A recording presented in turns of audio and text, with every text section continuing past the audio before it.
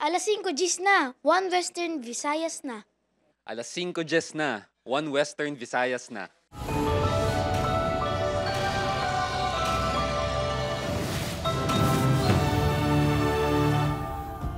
Mga balita nga atong tutukan subong nga Lunes. Mas mabugat nga trapiko talalopang doon sa Iloilo City samtang nagahilapit ang Pasko.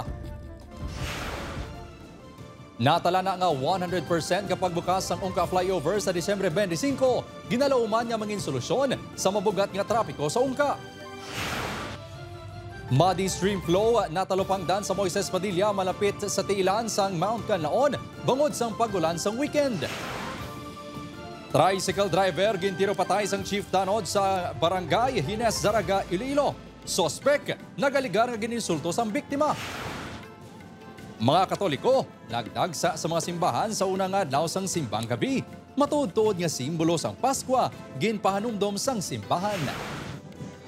Kag pamukaw sa Dinagyang Festival 2025 ginhiwat kay inasang aga. Wedding proposal nag-agaw atensyon sa tunga sang aktibidad. Ini ang GMA Regional TV, 1 Western Visayas. Mayong hapon mga kapuso, ako si Kim Salinas. Masobra isa ka semana antes sang Pasko, trapiko sa pila kadalanon sa Iloilo City nagagutok na. Samtang bilog nga pagbukas sang Ungka flyover nga gintalana sa Disyembre 25, ginalantaw nga sabat sa masami pagpugok sang trapiko sa Ungka, Pavia kag Haro. Si Julius Bilacol nakatutok. Siyam ka adlaw antes ang Pasko, talalupang doon ang paggutok sa mga salakyan sa dalanon sa syudad sang Iloilo. Ang ginalantaw nga kabangdanan, ang pumuluyo nga nangahingagaw sa pagpamalaklon sa mga pamaskwa kag panghanda sa Noche Buena. Isa man sa mga lugar nga masami nagaigod ang trapiko, ang sa Ungka Pavia, bangod sa ginakayo nga flyover. Ginalauman nga solusyon sini ang pagbukas na sa flyover sa Disyembre 25, base sa promisa ni DPWH 6 Regional Director, Engineer Sunny Boy Oropel. Ang pila ka mga driver sa pasahero nga salakyan, ginakabig ini nga dako nga bulig sa ila palang buhian. Kung hindi na masyado ka traffic, madasig na ang ila pagbiyahe. Para makabulig-bulig mga makataway, dalan na mo na. Sa subong nga, pertik traffic na. Ang Pavia LGU, dismayado sa DPWH, bangod wala gid ini nagapahibalo sa estado sang ila rectification. Apang nagalaom naman ang alkalde sang Banwa nga mapanindugan sang DPWH ang ilagin pagwa nga timetable. We were really hoping nga it would be the final repairs nga ginobra dira. Kay para at least ma-start na nga to ease the traffic. Samtang kaangot sa rectification sa Ungka flyover, may nagtuluhaw naman nga reklamo tuhoy sa nagakalahulog nga mga debris. Kaangot sini, ginpatawag sang sangguniang bayan sang Pavia si Engineer Oropel para makapatag. Apang sa sesyon sang SBK ina, wala gid ini nagpakita. Gintinghuaan sang news team nga makuhaan sang bahin si Oropel, apang wala ini nagasabat sa amon mensahe. Upod kay Romel Porquia, Julius Bilacaol, 1 Western Visayas. Parang nagabuko ng sopryo.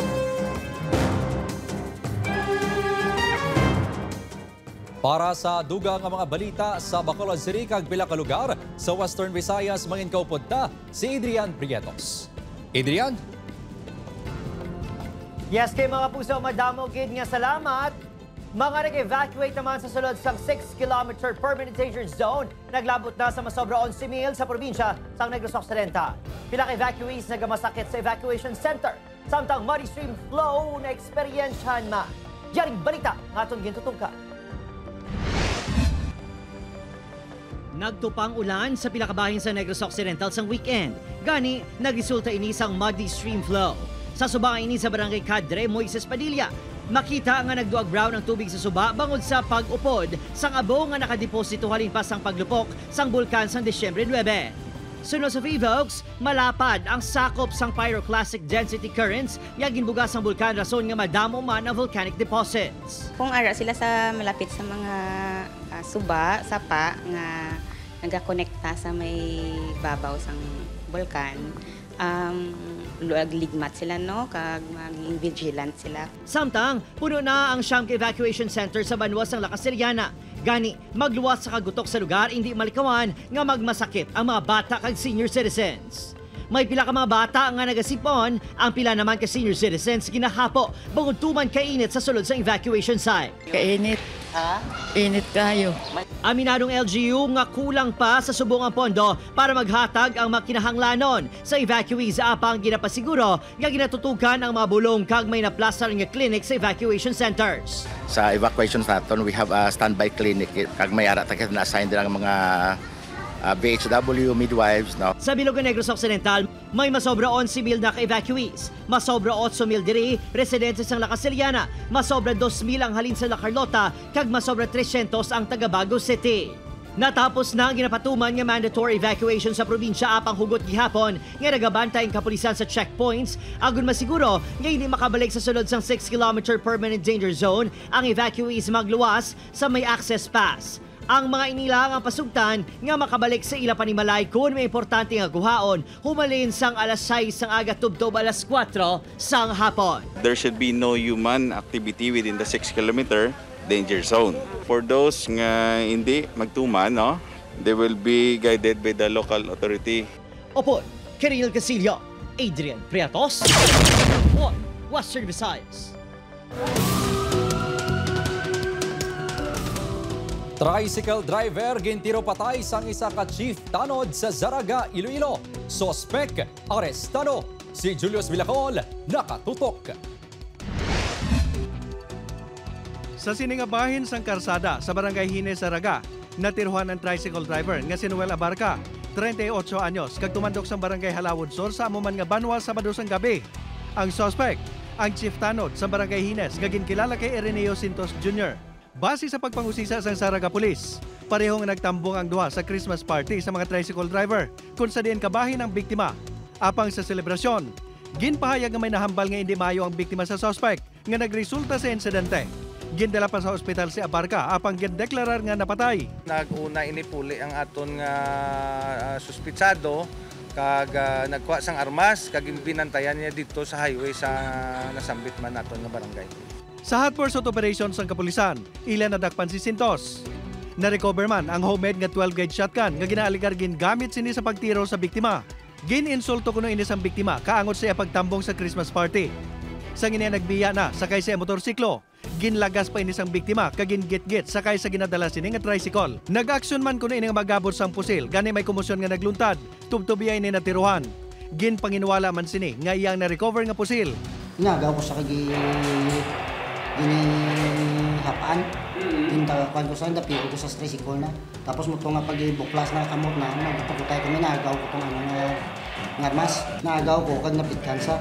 Detained supong si Sintos sa Zaraga Municipal Police Station. Kay nasangaga, ginpasakaan na ini sa panumbungon nga murder sa Provincial Prosecutor's Office. Upod kay Romel Porquia, Julius Bilacaol, 1 Western Visayas. PhilHealth wala sang may mabaton nga subsidy sa tuig 2025 base sa desisyon sang Bicameral Committee. Pila ka mga miyembro sang PhilHealth nagakabalaka. Yari ang balita. Kanunuoy ang mga tinatawag la naton nga pigado bala nga panabindis na kasarang nga magbayad sa ospital. Di kinanglan ginayan namon ang amuna nga mga benefits. Iriyang naging reaksyon sang isa ka senior citizen member sang Philippine Health Insurance Corporation sang nahibaloan ang naging desisyon sang Bicameral Committee sa conference meeting nga wala sang ihatang nga subsidy ang gobyerno sa ahensya para sa 2025. Gintuwad sa komite ni Senate Finance Committee Chairperson nga wala nagamit sang ahensya ang 600 billion pesos ini nga reserve funds, rason sang pagkat sang budget. Hindi mahangpan sang senador kung nga wala ginagastos ang ahensya ang ila budget para sa mga benepisyaryo. Hindi pwedeng sisihin na nagkulang tayo sa pagbibigay sa kanila kasi nga ang daming ang pera na nandyan. Hindi nila pinamimigay ang pera dun sa mga nangangailangan at tinuturuan din natin sila ng leksyon. Dugang ni po, may issue man sa pagdumala kag disbursement ang PhilHealth. Ang subsidy nga hindi paghatag sa PhilHealth ang ialokar sa mas nagakinahanglan nga ahensya. Gaya nga ng sinabi ni Senator Cynthia, ang problema din sa PhilHealth, hindi na natin alam kung ano ba talaga yung mga benepisyo natin. Wala tayong card na nagsasabi hanggang dito o ganyan ang maibibigay sa'yo, ang tagal-tagal ng approval minsan. Una naging pain sa gobyerno ang masobra 64 billion pesos para sa PhilHealth apang gindesisyonan nga hindi natanan ini pag-ihatag. Si Leia nga matutuman sa pagbayad sa bulanan nga kontribusyon sini nagakahangawa sa sining nga balita. Apektuhan gid wala mo man ginapangayo kung just in case emergency din kami makuha o ano kung wala pundo amon PhilHealth. Nagalaw ang PhilHealth nga i-review ni President Ferdinand Bongbong Marcos Jr. ang desisyon sang Kamara bangod posible may maglutaw nga paghangkat sa tuig 2026. Apang kun madayon man ang zero subsidy, nagpasalig ang hensya nga may bastante pa sila nga pondo para sa mga benepisaryo nga pagkakuhaon sa surplus kag investment fund sang ahensya. Upod kay Cirilo Renduque, Kim Salinas, 1 Western Visayas. Kita-kits mga kapuso, karon na sa gabi ang star-studded nga Kapuso Fiesta sa Binirayan Festival sa Antique. Kita na kita sa EBJ Freedom Park San Jose Antique alas 9 ng gabi upod kanay Andre Torres, Miguel San Felix, Bruce Roland, kag Stephanie. Siyempre sa Capiz naman, makisadya sa Pasko sa Maragtas Capiz Christmas Festival 2024 ang iban pang Kapuso Stars. Hiwato ng atong Grand Kapuso Fiesta sa Capiz Gymnasium, Villarreal Stadium, mga Kapuso sa Bailo nga sa Techno Park Pueblo de Panay agud mas maka-enjoy. Upod ang atong Kapuso Stars. 8 p.m. karon, magbanding kanday Sanya Lopez, Kelvin Miranda, Angel Garjan, Prince Carlos, kag Sean Quesada. Hello mga kapuso, dyan sa Capisnon. Abangan niyo po kami dyan sa Lunes, December 18, 8 p.m. po sa Techno Park, Pueblo de Panay, Rojas City, dyan sa Capiz mismo. Isang masayang Kapuso Fiesta ang hatid namin sa inyo. Kaya kita-kits po tayo dyan. Maraming salamat po. Merry Christmas. Hello mga kapuso, this is Angel Guardian. Magkita-kita po tayo this Monday, December 16 po, 8 p.m. sa Techno Park, Pueblo de Panay, Rojas City, Capiz. Sobrang excited na po kaming makita kayo, kaya kita-kits! Mga kapuso, amat-amat na nga nagapugok ang trapiko sa Ungka Haro padulong sa Banuasang Pavia. Makita ang mabugat nga dalagan sang trapiko sa tunga sang padayon nga pagkayo sang Ungka Flyover. Ini ang GMA Regional TV, 1 Western Visayas. Mga Katoliko, liwat naman nga nagdagsa sa mga simbahan kaina sang kaagahon sa pagsugod sang simbang gabi. Pila ka tumuluo nagalaom nga pinaagi sini, matumaan ang ilang mga handom. Si Julius Vilacol, nakatutok.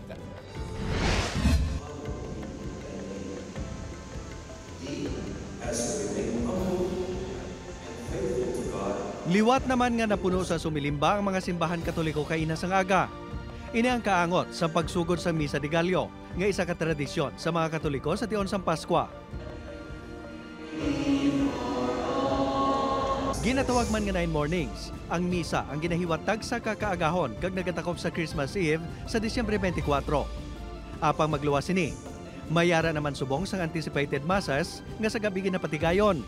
Tuyo sang kadaman nga nagasimba sa Misa de Gallo, nga ini ang matapos o kung makumpleto. Bangod madamo ang nagalaom nga pinaagi sini, matuman ang ilang mga handom.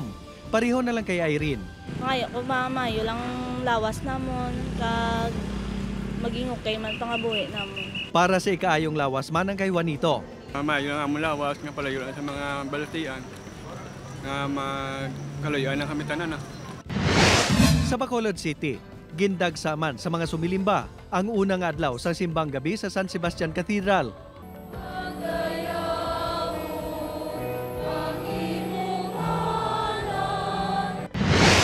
Base sa datos nga natipon sa Police Regional Office 6 sa mga unit sini, wala man sang insidente nga nagluntad kaangot sa pagsugod sang Misa de Gallo.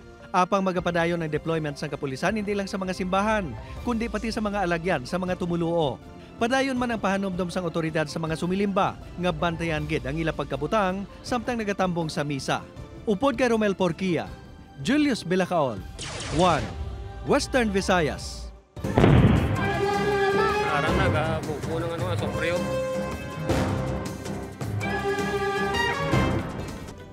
Samtang naglabot naman sa masobra 27 million pesos ang halit sang paglupok sa mga kalaon sa sektor sa agrikultura sa probinsya sa Negros Occidental o kunsuno pa sa Negros Occidental Provincial Government. Lakip sa mga labing inahalitan ang mga pananom nga ulutanon, palay kag fisheries industry sa La Carlota City kag Banuasang La Castellana. Samtang apektado man ang mga kasapatan kasubong sang Carabao, baka kagmakandi nga padayon nga ginapang evacuate. May lugar nga ginpain para sa mga apektado ang kasapatan kung saan sila temporaryo nga magatinir samtang aktibo pa aktibidad sang Mount Canlaon. Halin sila sa Kabagnaan kay ang ilang nga sapat i-transfer daw nila dito sa Silay. So subong na process naton ang dokumento nga ang ilang pag-transfer may document. Mga puso, sa ikaapat ng asod-asod nga simanan ng gasaka o kung magasaka gihapon, ang presyo ng gasolina ay patuman buwas December 17. Base sa datos ng mga oil company, magasaka sa 80 sentimos ang presyo ng kada litro ng gasolina. 80 sentimos man ang gasaka sa presyo ng kada litro ng diesel. Samtang kerosene ang magasaka man sa 10 sentimos kada litro. Ipatuman ang oil price adjustment buwas aga.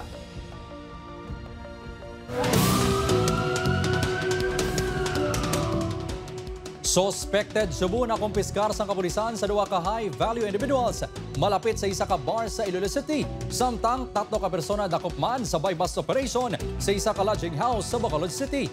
Kaya ang balita nga atong gintutukan. Matapos ang 2 ka bulan nga monitoring, tigayon nga dadakpan sang Iloilo City Drug Enforcement Unit ang 2 ka high-value individuals sa buy-bust operation sa Barangay San Rafael, Mandurriao, Sabado sang Cagahon. Main subject si Elias Makmak, 38 anyos ang South Fundidor Molo, nga amo ang nagabagsak sa illegal nga droga sa mga balay ilimnan sa syudad. Ang isa ka suspect nga si Alias Kobe, 41 anyos, ang isa ka bouncer kag nagapatigayon sang baligyanay sa sulod sang bars. Pinakadako gidra si Makmak. Bali aring si Kobe, bouncer ini. Amo ining nagapalibot sa iya every time nga nagabaligya siya diha sa sulod. Kag kung magwa siya, hindi siya ginapabayan. Nakuha sa duwa ang 300 gramos ang suspected shabu na naglabot ang balor sa ginabanta 2.4 million pesos. Dugang nga nakumpiskar ang isa ka unlicensed firearm kag mga bala. Preso na karon ang 2 sa Molo Police Station.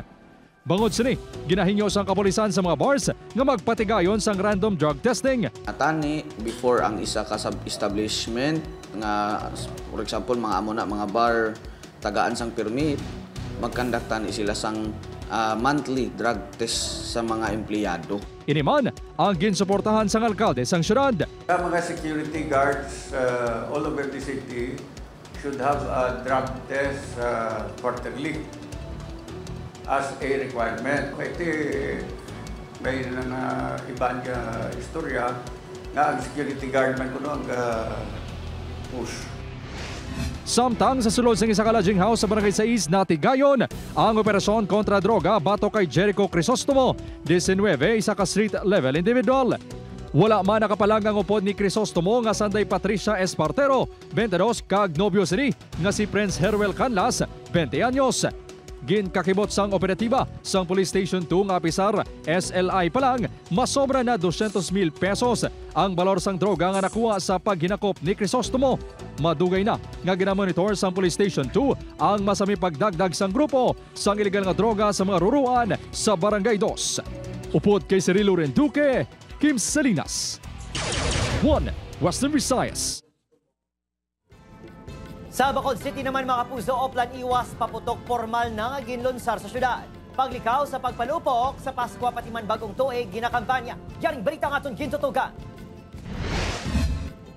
Ginlunsar ng tuigan nga oplan iwas paputok campaign sa gobyerno sa Bacolod City. Mayor nga tutugan sa otoridad ang pagtapna sa paggamit sang boga sa mga pamatanon sa mga barangay. Ang bogang isa sa mga nagapanguna nga kausa sa mga firecracker-related incidents. So ini siya, this is illegal, no? And una bes, mga kabataan laban ang nagagamit sini and minors are not allowed to use even ang mga firecrackers na to, no? Because of health hazards man sa ila. May araman gani nga allegedly hindi siya categorized as illegal but injuries may come out man gihapon. So I think it's about the safe use and handling. Prioridad man subong holiday season ang zero firecracker-related fire incidents. Magasugod sa paglibot na makatapos ang BFP sa mga balaligyaan agud tapnaon ang pagbaligya sang illegal nga palupok. Ang may illegal nga nagatanyag sang palupok online ang tutukan man sa otoridad. dapat ara lang siya sa designated area. Ang iban, they're claiming that they have the permit, but if they're selling outside the designated area, it's still considered illegal. Sang tinalikdan niya Disyembre 21, 2023 tubdob January 2, 2024, 67 ang na-record ng firecracker-related injuries sa Negros Occidental, santo sa Provincial Health Office. Sa Bacolod City, siyam naman kapersona ang napilasan. Upod, Kiril Casillo, Adrian Priato, One Western Visayas.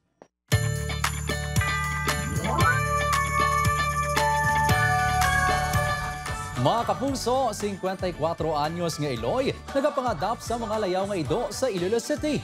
Mga grasya nga nabaton sini, ginahimo inspirasyon agud matagaan sang puluyan ang mga ido nga napabayan. Yaring balita naton gintutukan. Ilistaran, pagkaon, kag walay tupo nga pagtatap sang isa ka fur parent. Ini ang pila lang sa nahatag kag ginapamatsyag sang 54 anyos nga Ilongga fur parent sang Barangay San Antonio Molo, Iloilo City sa mga ginpang-adapt sini nga mga puppies humalin 2013. Ang mga ido ang nagahatag sang kalipay sa iya kabuhi. Ako ginigahanson, aga kagabi napakaon ko sila. Ang mga poop nila ako ginaga-clean. So kumbaga sometimes gaano family ko sa ako niya, sige, tani nag-ido na lang kami para katilaw man kami karne norte, amo na bala. Apang si Cheryl sang una, hindi pa isa ka dog lover. Nagtubo lang ang pagpalangga sini sa mga ido sang nagabot ang cute puppy nga si Cotton nga ila na karon na pasuksukan sang manami nga panapton kag ginabutang sa stroller. Apang ginako ni Cheryl nga dako nga pagpanghangkat ang pagmentenar sang ilistaran kag mga pagkaon sa mga pinalangga sini nga ido. Gani isang nakabaton ang pamilya sini sang financial blessing subong nga Paskwa. Handom sini. Mas panamion pagid sini ang ginatiniran sa mga ginatatap nga ido. Amo man nga madamo pagid nga mga ido ang iya ma-rescue.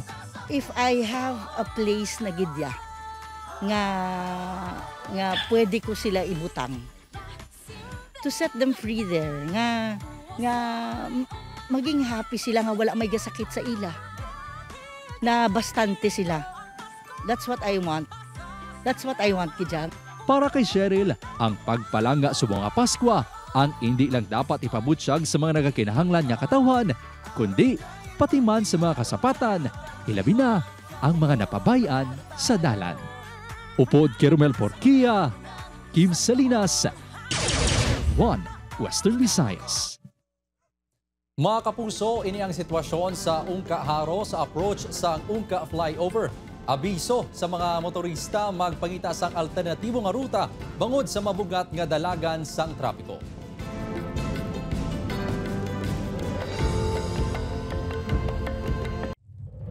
Ini ang GMA Regional TV, One Western Visayas. Wala nahatag nga plaka sang narehistro ang motorsiklo sa Western Visayas sa lin 2014 tubtob 2023. Naglamot na sa masobra 690,000. Yaring balita nga aton gintutukan. Tuig 2018, sanggin bakal ni Edgar ang iya motorsiklo kag nagproseso sa mga dokumento agud mangin lehitimo ini. Lakip na diri ang temporary plate number. Apang makaligad ang anom katuig, wala sa gihapon mahatag sang Land Transportation Office 6 ang opisyal nga plate number. Apisaw tuig-tuig naman ini nga gina-follow up. Paano kuya ka-avail sang plaka nga ginabayaran mo na namon mo? Magpa-register kami, di ba lang? Every year, kulain ko dyan ang impact kung temporary lang yung imo yung plate nga plaka. Sa legit gidya nga plate number, gidya nga halin sa LTO Si Edgar, ang isa lang sa masobra 692,000 ka mga motorista sa rehiyon nga wala pa mahatagan sang license plate number bangod sa backlog sang ahensya humalin 2014 tubtob 2023. Patag sang regional director sang ahensya, pila na kabulan sang nag-request sila sa central office, apang tubtob subong wala pa ini mahatag. Ang reason is kasi una kulang guro sa procurement funds, no. Kadua tamang katamo ang doon na pabayaan sa una. That's why nga nagdamo ang kinanglan i-produce, no. Hindi na siya makaparan produce. Kung maabot na ini nga ginalauman sa katapusan sang tuig, gilayon ini ihatag sang ahensya sa mga dealers. May multa kag padalaan sang show cause order ang mga dealer nga hindi makahatag sang plaka sa mga motorista. Amo man, ang mga motorista nga hindi makatakod sang plaka sa ilang motor. Ginalantaw panghangkat sang LTO6 ang motorsiklo nga may temporary plates nga ginagamit sa mga krimen, bangod wala ini na rehistro sa ila system. Once nga assigned yung plaka, ma-register na yan sa imo certificate of registration. So dapat kung mayara na-assign nga plaka, dapat paon mo gina sa dealer. Ginako sang ahensya nga wala sila nagaistrikto sa pagsekyar sang temporary plates, bangod ila ginabasehan ang registration sang mga motorista. Upod kay Romel Porquia, Kim Salinas, 1 Western Visayas.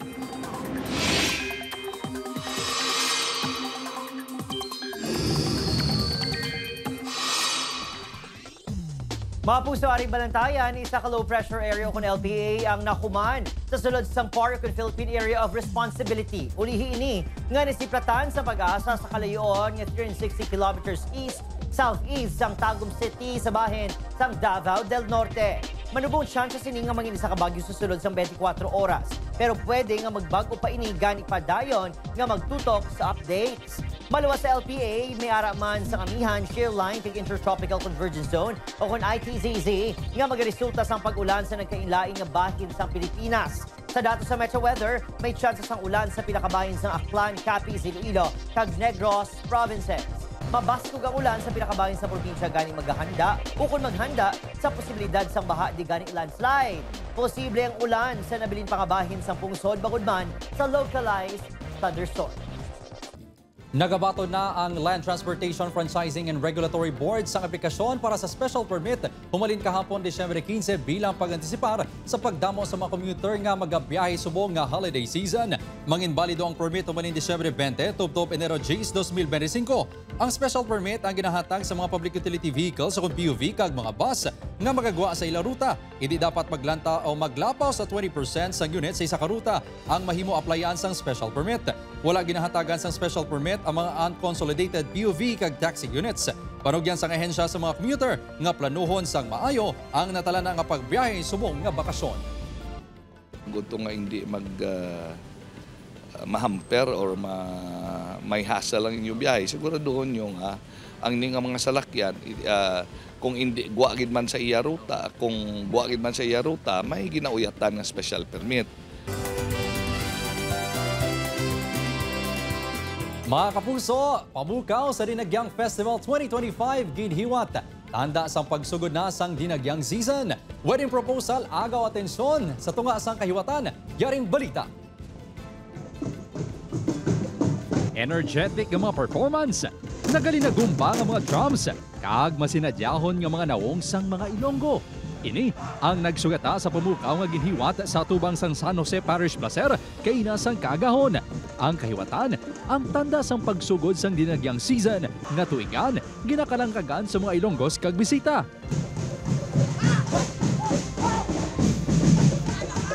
Enjoy ko diri sang galantaw ko sang Dinagyang sa diri sa Iloilo. Subong naman ko nakabalik diri para mag-witness ang performance. Hindi lang ang Dinagyang season ang napukaw, kundi pati man ang season of love. Ini matapos nga nag-propose ang isa ka warrior sang tribo sa Lugnon sa kahugugma sini sa mismo paghiwat sang pabukaw.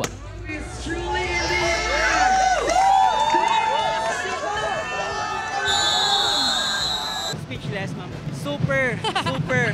As in, luyag-luyag. Luyag-luyag, ma'am. Siya gidya nag-mold sa ako niya into better person. Thank you sa effort and as always, let God be the center sa kamon lang gid nga relationship. Masubong na Dinagyang 2025. Amo ang buhi nga pagtuo sa kinabuhi sa mga Ilonggo. Upod kay Romel Porquia, Kim Salinas, 1 Western Visayas.